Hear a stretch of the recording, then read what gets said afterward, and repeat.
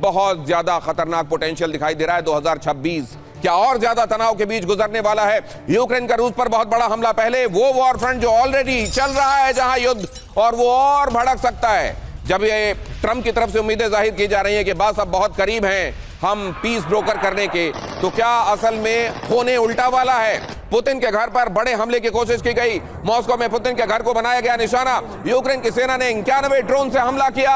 91 drone, सीधे सीधे 100 ही गिन लीजिए इसको राउंड ऑफ करके। रूस के डिफेंस सिस्टम ने सभी ड्रोन मार गिराए। रशियन डिफेंस सिस्टम ने ड्रोन मार गिराए। हालांकि इधर हमने ये देखा है कि यूक्रेन ने किस तरीके से रशियन एयर डिफेंस को कई बार चकमा देकर रशियन एयर डिफेंस को पेनिट्रेट करते हुए कई जगहों को निशाना बनाया है। लेकिन यहां पर यह रशिया की तरफ से दावा है कि हमने सभी ड्रोनों को मार गिराया। लेकिन इसकी एक बहुत बड़ी मैसेजिंग तो निश्चित रूप से है। सीधे पुतिन के घर को निशाना बनाया जाना इतने लंबे युद्ध के बाद और इतना चरमरा चुकने के बाद भी यूक्रेन की तरफ से अगर ऐसा किया जा रहा है तो ये बहुत बड़ी हिमाकत है। इस हिमाकत का अंजाम आने वाले दिनों में क्या हो सकता है हमारे मेहमान आपको बताएंगे। लेकिन अगली खबर देखिए, यूक्रेन के ड्रोन अटैक से आग बबूला हुआ रूस। रूसी विदेश मंत्री सर्गेई लावरोव का ऐलान, कीव के हमले का जवाब जरूर देगा मॉस्को। लावरोव ने कहा जवाबी हमले के लक्ष्य और समय तय हम करेंगे। लावरोव ने यह भी कहा, सर्गेई लावरोव की तरफ से बयान आना कि यह बहुत बड़ी हिमाकत है, इसका जवाब जरूर दिया जाएगा। लेकिन कब दिया जाएगा और किन जगहों पर दिया जाएगा ये हम तय करेंगे। तो ये लगभग 4 साल अब जिस युद्ध क्षेत्र को हो रहे हैं, जहां पर लगातार 4 साल से युद्ध के शोले भड़क रहे हैं, फरवरी में 4 साल पूरे हो जाएंगे, वहां पर क्या 4 साल के बाद अब 5वां साल भी उस गिनती में आने वाला है क्या? शांति क्या एक तरफ हो जाएगी और ये युद्ध और ज्यादा इसकी ज्वाला भड़क जाएगी क्या? पुतिन के घर पर हमले का दावा यूक्रेन ने खारिज किया। अब यूक्रेन ने इस पर क्या कहा है जरा वो भी देखिए। यूक्रेन बोला रूस मनगढ़ंत बातें कर रहा है, शांति प्रक्रिया में बाधा की कोशिश की जा रही है। यूक्रेन की तरफ से कहा गया यह हमला रूस ने खुद करवाया है। मतलब यूक्रेन के मुताबिक ये एक फॉल्स फ्लैग ऑपरेशन है। फॉल्स फ्लैग ऑपरेशन हमारे तमाम दर्शक जानते हैं कि अक्सर इसका मतलब ये होता है कि खुद ही अपने ऊपर हमला करवाकर यह कहना कि दुश्मन ने देखिए हम पर हमला किया है और अब उस पर हमारा हमला करना जायज है। इसको कहते हैं फॉल्स फ्लैग ऑपरेशन।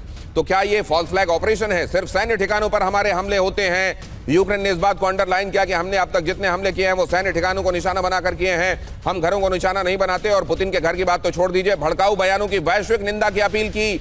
यूक्रेन की तरफ से यह भी कहा गया कि इसको लेकर जो बयानबाजी हो रही है वो प्रोवोकेटिव है और वैश्विक निंदा होनी चाहिए। ऐसे समय में इस तरह की बातें बहुत गैर जिम्मेदाराना है और इनकी पूरी दुनिया में निंदा होनी चाहिए। अब जरा वो तस्वीरें एक बार फिर से देखिए। यूक्रेन की तरफ से पुतिन के घर को निशाना बनाकर भेजे गए ड्रोन, रशिया का यह दावा, और दूसरी तरफ से यह कहा जाना कि हमने तो यह ड्रोन भेजे ही नहीं, हम तो केवल मिलिट्री इंस्टॉलेशंस को निशाना बना रहे हैं। पुतिन के घर की बात तो छोड़ ही दीजिए। अब ये जो दावा है ये आने वाले दिनों में इधर से एक क्लेम उधर से काउंटर क्लेम, लेकिन इसका नतीजा क्या होने वाला है? इसका नतीजा निश्चित रूप से होने वाला है कि जंग की ज्वाला और भड़केगी। तो फिर उस पीस प्लान का क्या होने वाला है? फ्लोरिडा में मामला वैसे ही परवान नहीं चढ़ पाया, सिरे नहीं चढ़ पाया, तो अब क्या यह मामला डिरेल होकर ऐसा हो जाएगा कि फिर पटरी पर आएगा ही नहीं? जरा देखिए यहां क्या हुआ है। यूक्रेन की तरफ से ड्रोन गए मॉस्को में, पुतिन के घर पर ताबड़तोड़ अटैक। अगर वैसे आप देखें तो यह बहुत बड़ी हिमाकत है। पुतिन को सीधा सीधा चैलेंज है कि बाकी सब तो छोड़ दो, डोनबास की बात छोड़ दो, तुम ये कहना छोड़ दो कि हमारी जमीन ले लोगे, हम तो तुम्हारे घर में घुसकर, तुम्हारे वाकई घर में घुसकर तुमको अटैक करने की हमारे अंदर सलाहियत है। ये एक तरीके से उस तरह का स्टेटमेंट और मैसेजिंग है। पुतिन के घर पर ताबड़तोड़ अटैक, यूक्रेन का मॉस्को पर ड्रोन हमला। ये जो आप देख रहे हैं इसके बहुत बड़े मायने हैं। मान लीजिए कि एक भी ड्रोन पुतिन के घर को नुकसान नहीं पहुंचा पाया, लेकिन अगर यूक्रेन की तरफ से ये किया गया है तो ये बहुत बड़ी पॉस्चरिंग है और ये बहुत बड़ा एक तरीके से साइकोलॉजिकल एज लेने की कोशिश भी है। लेकिन अगर ऐसा है तो बाद में इससे डिनाई क्यों किया गया? तो क्या रशिया ने ये खुद कराया है? और अगर ये दोनों स्टेक होल्डर्स इसमें शामिल नहीं है तो तीसरी ताकत कौन है जो पुतिन के घर को निशाना बना सकती है? सबसे बड़ा सवाल ये। सबसे पहले कार्तिकेय काले सर को इंट्रोड्यूस करता हूं इस शो में। कोमोडोर कार्तिकेय काले, डिफेंस एक्सपर्ट, हमारे साथ इस चर्चा में शामिल हैं। बाकी मेहमानों से आपका परिचय कराऊंगा, लेकिन एक क्विक कमेंट में सर लेना चाहता हूं। ये तो बहुत बड़ा सस्पेंस है। यूक्रेन कह रहा हमने किया नहीं, पुतिन अपने घर में खुद ड्रोन अटैक करवाएंगे क्यों? इससे तो बहुत एक तरीके से फजीहत होगी। तो फिर तीसरा कौन हो सकता है? दिनेश जी देखिए, इसमें तीसरा तो कोई डेफिनेटली कोई प्लेयर नहीं है जो इतना बड़ा रिस्क लेगा और एक ऑनगोइंग वॉर के बीच में अपने कुछ जो मतलब हथियार हैं, यदि हम ये माने ये यूक्रेन और रशिया के नहीं थे, तो ऐसा कोई तीसरा प्लेयर है नहीं इस गेम में। और देखिए इन एनी केस पूरा टाइम जब भी कभी तो कौन है सर? अगर तीसरा नहीं है तो इन दोनों में से कौन है? क्या यूक्रेन ही है? देखिए ऐसा होता है कि यूक्रेन के इटसेल्फ भी, देखिए इन सब को ना ब्लीट्सक्रीग एक्शंस, एक बहुत पुराना टर्म है वर्ल्ड वॉर 2 का ब्लीट्सक्रीग, जिसको जर्मनी नाजीज ने बड़ा फेमस बनाया था। बेसिकली उसका मतलब होता है एकदम एक जबरदस्त, एक बहुत ही शॉकिंग और बहुत ही तेज आक्रमण। अब ये ज़बरदस्त तेज़ आक्रमण जो है कई बारी लीडरशिप पे भी हो सकता है, कई बारी इश्यूज ऑफ सिग्निफिकेंस पे भी हो सकता है। दैट मीन्स कि आपके कोई बड़ा इंडस्ट्रियल बेस है उस पर भी हो सकता है।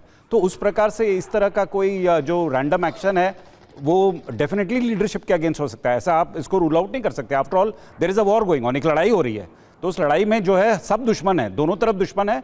और उसी प्रकार से पुतिन भी उतना ही बड़ा दुश्मन है यूक्रेन का जितना एक रशियन सोल्जर जो फ्रंट पे लड़ रहा है। ये जबरदस्ती का जो मोरालिटी हम बीच में लड़ाई में ले आते हैं ये कह के कि नहीं भाई ये कैसे, ये सब रियल पॉलिटिक्स में, असली लड़ाई में ये सब मैटर नहीं करता है।